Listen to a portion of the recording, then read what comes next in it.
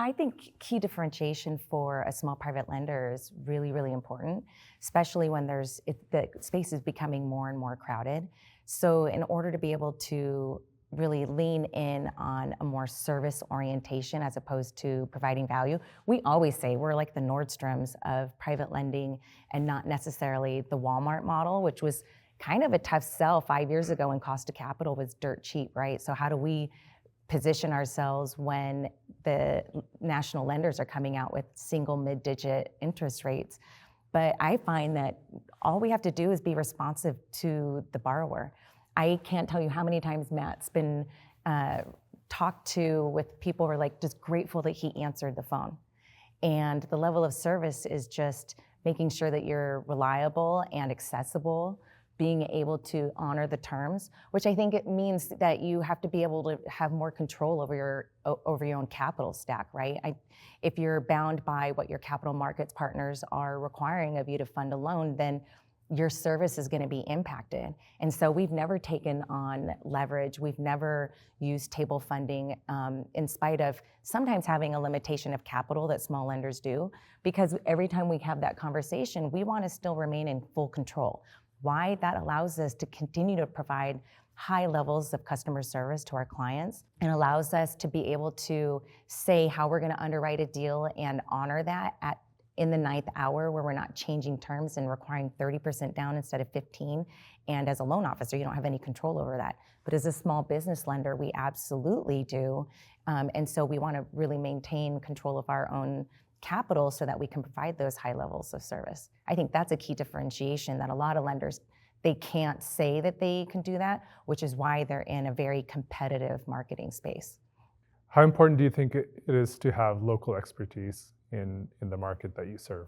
Well, I think it's important for specific deals. If you're going to be taking down, a large commercial mixed-use building, then yeah, you maybe need to be able to explore your options across the country.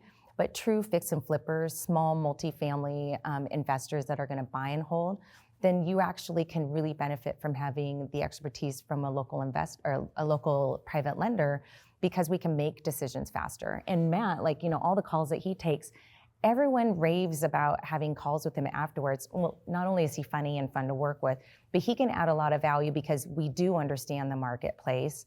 He has been an investor for decades, and so they really appreciate his creative structure. I mean, what do you think? Well, the nice thing about working in your backyard, you kind of have a good idea of the values of homes already, right? So when people call you, at least you have a general idea of, if you're in this area, this is probably, and what I can come up with as a value, right? We don't have to reinvent the wheel. So every time a client calls us, we can just say, yeah, based upon your location, here's what we could probably do. Does that meet your needs? If not, let's figure out, those challenges, right? So having that in our backyard, so I can go meet people, I can do site visits. It just makes things a lot easier for us. How does that help you compete with the national level lenders? Well, with the nationals, they require appraisals, sometimes BPOs, they take a little bit longer because they have to do more diligence. Why? Because they're not familiar with their location, right? And also with us, they can pick up the phone. If they need to see us, we can meet them. They can come to our office. So it's a lot more on a personal level than a phone call or an email. Well, and we're deeply embedded in the market. Matt has experienced real estate investing in Washington. I do too. I was on the Rental Housing Association of Washington as their board of directors. And being able to have that intimate understanding of local tenant landlord laws, being able to guide them through different scenarios within their deals that they're proposing to Matt, him giving a different angle on it, I think provides so much value. I mean, to the point where sometimes borrowers, we say, hey, we don't want to fund this deal. Here's why, and here's why you might want to walk away from the deal.